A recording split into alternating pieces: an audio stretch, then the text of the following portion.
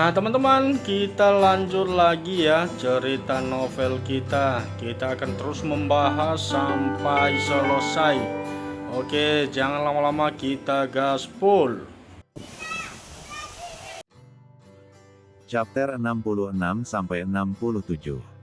CEO tampan ternyata suamiku. Sofia diam-diam memang sudah mengikuti Rudy.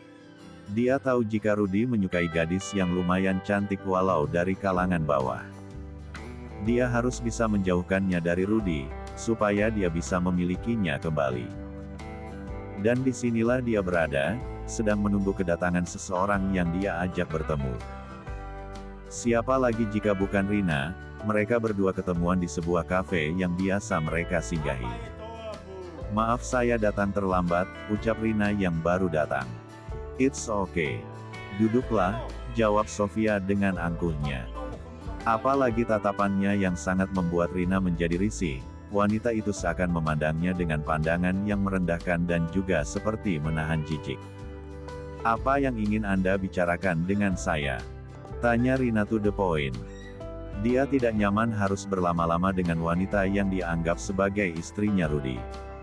"Apa benar kamu wanita yang disukai oleh Rudy?" Sofia balik bertanya pada Rina. "Saya tidak tahu. Kenapa Anda bertanya pada saya? Bukankah Anda itu istrinya?"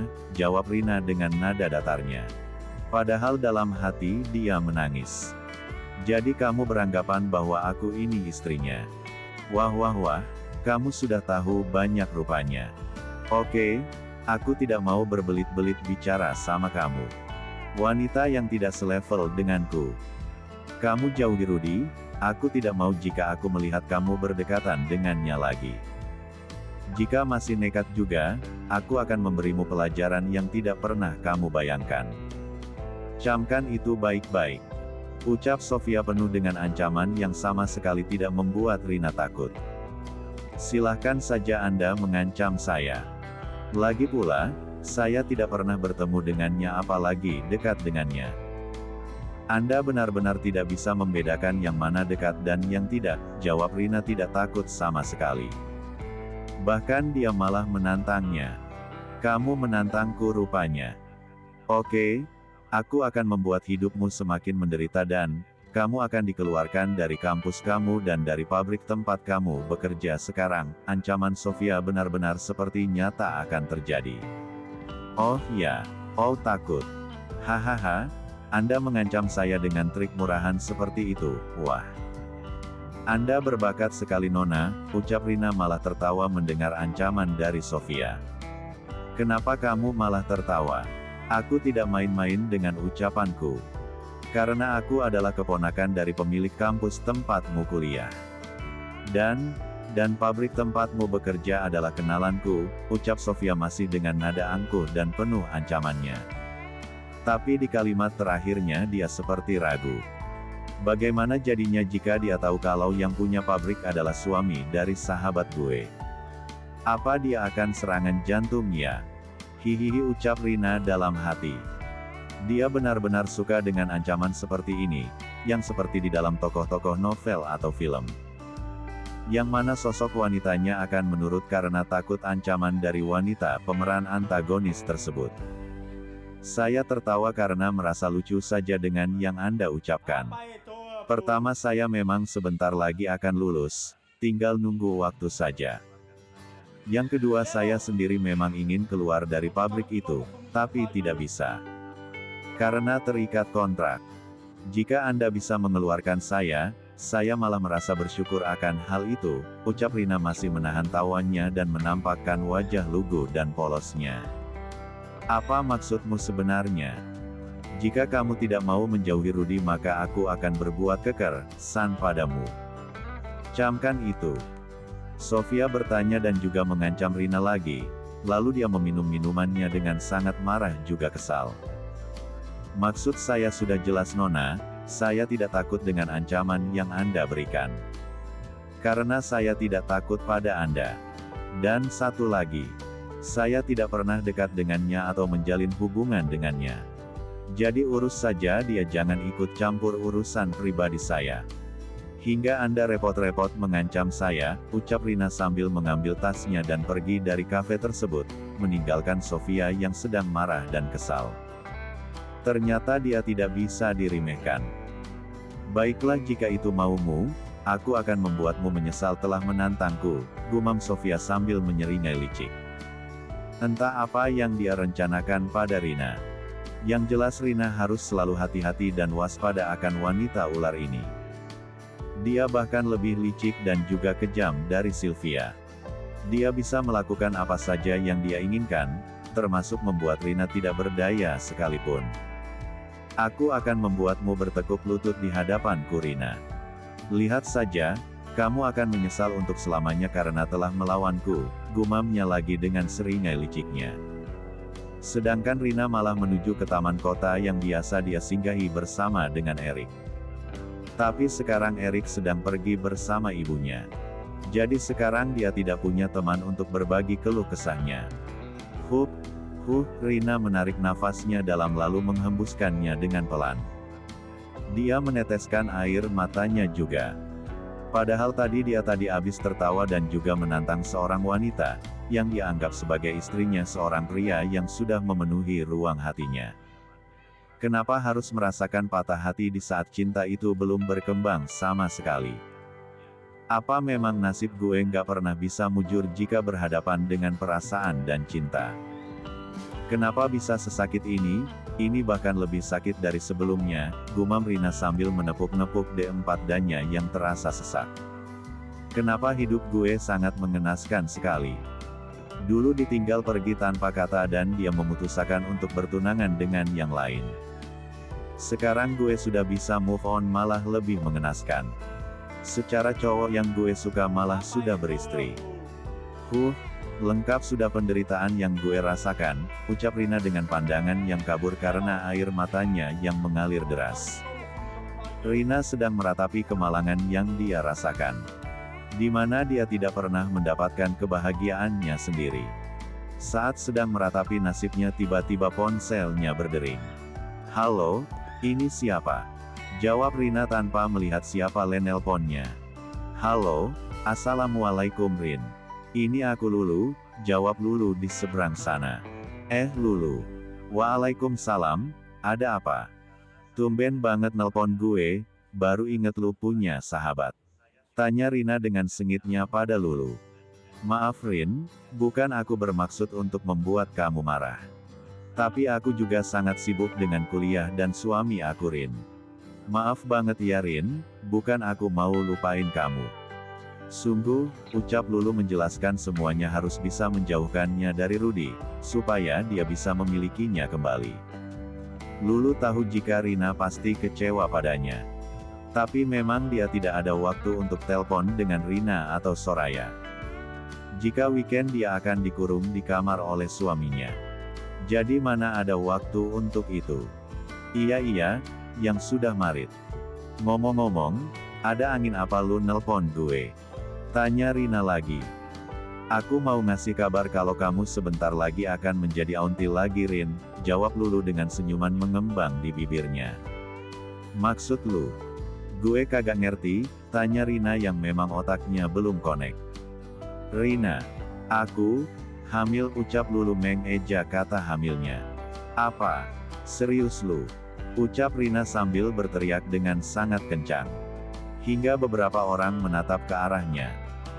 Sedangkan Lulu di seberang sana menjauhkan ponselnya dari telinga, karena sangat keras sekali Rina berteriak hingga telinganya berdengung. Biasa saja kali Rin, tidak usah berteriak juga. Aku kan gak budek, ucap Lulu menggerutu di seberang sana. Sorry Lu. Gue kaget saja dengernya, ngomong-ngomong sudah berapa bulan? Tanya Rina. Baru menginjak 10 minggu Rin. Doain ya supaya dia sehat, ucap Lulu dengan sangat bahagia menyampaikan kabar gembira ini. Iya pasti dong, masa gue nggak doain lu? Selamat ya lu. Semoga lancar sampai persalinan nanti. Amin, ucap Rina dengan tulus. Amin, makasih ya Rin. Semoga kamu juga segera mendapatkan jodoh yang baik dan juga sayang dan setia sama kamu, ucap Lulu mendoakan Rina juga. Amin. Semoga, jawab Rina dengan lesu dan tanpa terasa air matanya mengalir jika ada yang membahas masalah jodoh dan pernikahan. Ya sudah ya Rin.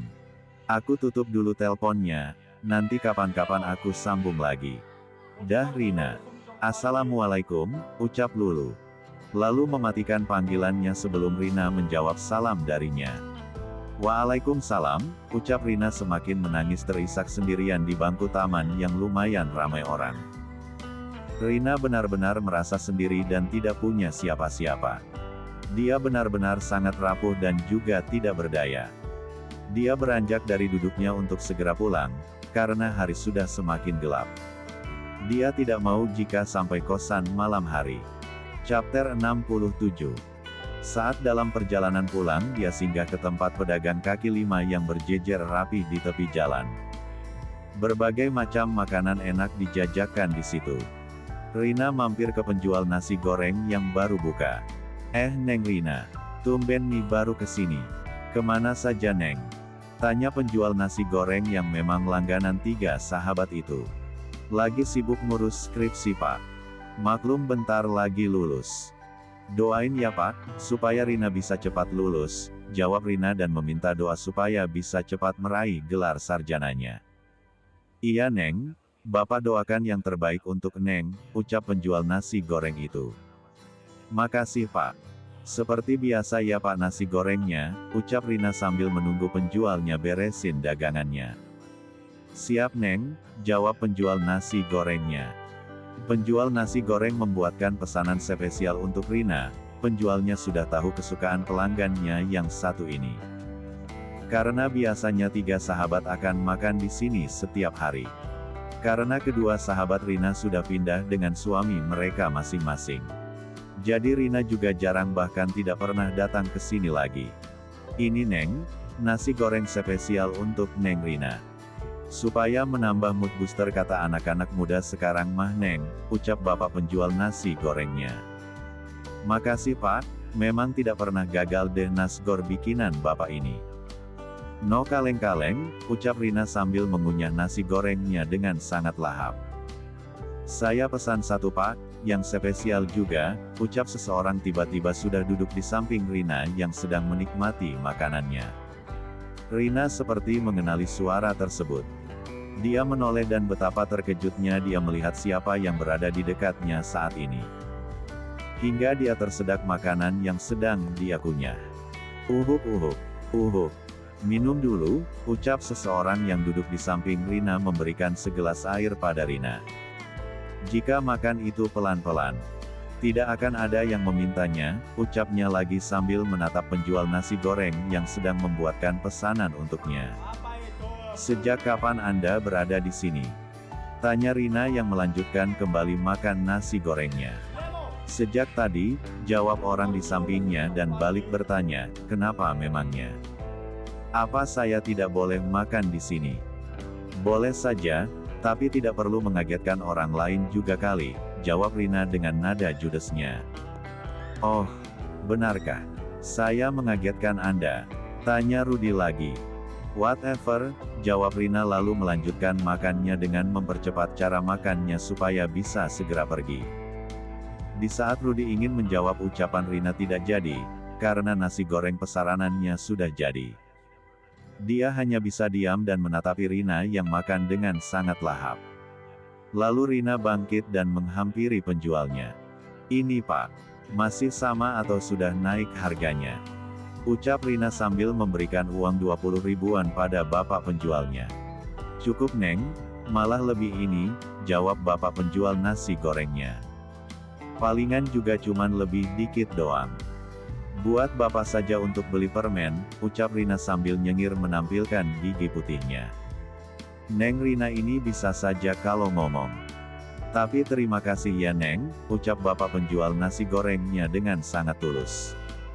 Sama-sama Pak, jawab Rina lalu beranjak pergi. Rina melangkahkan kakinya menuju kosannya dengan sangat cepat. Dia tidak ingin jika pria yang sedang dia hindari malah mendekatinya kembali. Akhirnya sampai juga, ucap Rina saat sudah masuk ke dalam kamar kosnya. Rina langsung membersihkan dirinya sebelum tertidur. Dia hari ini terlihat sangat lelah, tidak menunggu waktu lama setelah dia membersihkan tubuhnya langsung tertidur. Jika Rina akan bersiap tidur. Berbeda dengan pasangan muda dan sedang menjadi orang tua baru. Sedang menjaga baby Al bergantian. Semenjak Soraya habis melahirkan baby Al, dia langsung diboyong ke ibu kota.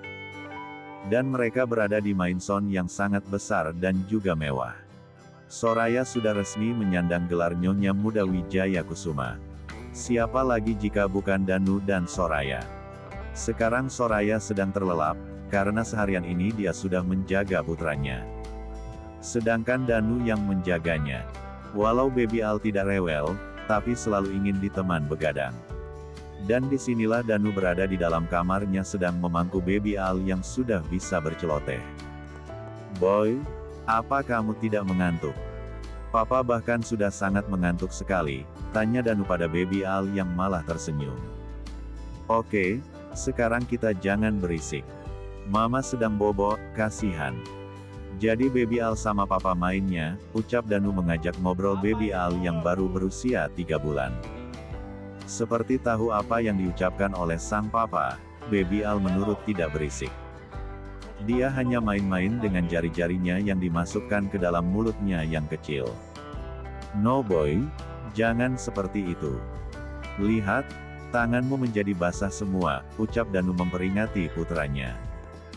Lalu membersihkan kedua tangan mungil baby Al dengan tisu basah lalu memberikan mainannya yang biasa untuk digigit-gigit. Tidak terasa waktu sudah menunjukkan pukul 12 malam, dan mereka berdua sedang duduk di atas sofa. Lebih tepatnya Danu yang memangku baby Al dan mereka terlelap bersama. Soraya terbangun, karena ketika tangannya menyentuh sisi tempat tidurnya masih kosong. Dan saat dia melihatnya, benar saja. Suaminya belum pindah dari sofa. Malah pemandangan yang sangat membuatnya terharu dan semakin gemas pada keduanya. Apalagi posisi baby Al tertidur dengan posisi tengkurap di atas dada papanya. Soraya tidak menyia-nyiakan kesempatan ini, dia langsung mengambil ponselnya. Lalu segera memotret mereka berdua dengan berbagai posisi. Dan itu membuat Soraya semakin gemas akan tingkah keduanya. "Kita pindah ya, kasihan papa. Pasti sangat lelah, sudah seharian bekerja masih menemanimu bermain juga sayang," ucap Soraya sambil tersenyum dan mengangkat tubuh gembul baby Al menuju box bayinya. Lalu Soraya menghampiri Danu yang masih terlelap dengan posisi duduk. Jika dibiarkan pasti besok pagi akan mengalami sakit semua seluruh badannya. Sebelum itu terjadi Soraya mengajak Danu untuk pindah menuju Ran, yang mereka berdua. Dan disinilah mereka berdua bertiga-lukan bersama, dan tertidur lelap sambil memeluk tubuh masing-masing. Soraya semakin menelusupkan wajahnya ke dalam dada bidang Danu yang terasa sangat nyaman. Begitu juga dengan Danu yang sangat nyaman jika memeluk tubuh istrinya saat terlelap seperti ini. Keesokan harinya seperti biasa, akan selalu heboh oleh baby Al yang sudah berceloteh seperti bayi pada umumnya. Dia akan sangat aktif jika dibiarkan di atas karpet, karena dia sudah bisa berguling-guling juga sering tengkurap. Saat akan sarapan tiba-tiba Soraya muntah-muntah dan juga terlihat sangat pucat. Apalagi setiap bau yang menyengat menurutnya akan langsung memuntahkan semua isi perutnya. "Apa kamu baik-baik saja sayang?" tanya Danu saat akan pergi ke kantor melihat Soraya semakin pucat saja. "Aku baik-baik saja mas tidak perlu khawatir," jawab Soraya sambil tersenyum dan menggaluk tubuh kekar suaminya sebelum Danu memasuki mobilnya. "Dadah papa, hati-hati di jalan," ucap Soraya sambil tersenyum dan melambaikan tangan baby Al pada papanya. Danu juga melakukan hal yang sama seperti yang dilakukan oleh Soraya, melambaikan tangannya juga. Mobil yang dikendarai oleh supir yang membawa Danu melesat dengan kecepatan sedang. Hingga tidak membutuhkan waktu lama mereka sudah sampai. Danu memasuki lobi perusahaannya dan dia seperti biasa disambut oleh asisten pribadinya juga para karyawan yang sedang ada di lobi. Danu dan Rio menuju ruangan kerja Danu. Seperti biasa seorang sekretaris akan membacakan jadwal Danu untuk hari ini. Sedangkan Rio mempersiapkan semuanya supaya berjalan dengan lancar. Karena hari ini adalah rapat yang sangat penting untuk kemajuan WJ Corp yang sekarang dipimpin oleh generasi ketiga langsung. Yaitu Danu Wijaya Kusuma. Dia adalah cucu tunggal dari Tuan Kusuma. Maka dari itu, mereka sangat menghormati Danu. Bukan karena cucu dari pemilik WJ Corp saja. Danu juga sudah membuat WJ Corp menjadi perusahaan besar yang bisa menguasai pasar Eropa. Makanya Danu sangat disegani dan juga dihormati oleh semua orang juga seluruh karyawan yang ada di bawah naungan WJ Corp.